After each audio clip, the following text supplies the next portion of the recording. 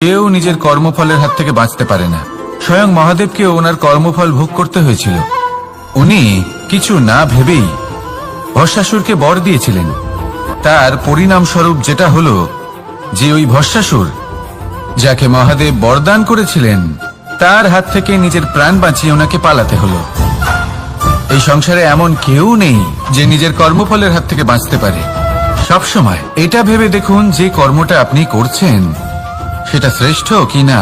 এমন কর্ম করুন যেটা আপনাকে জীবনে এগিয়ে নিয়ে যাবে।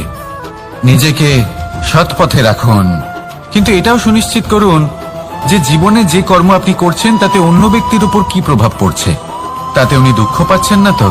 যদি আপনি যা করছেন তাতে সবার মঙ্গল হয়ে থাকে তাহলে আপনার কাউকে ভয় পাওয়ার কোনো প্রয়োজন নেই। না কালকে ভয় পাবেন না মহাকালকে। আসুন আমার সাথে ভালোবেসে বলুন রাধা রাধা।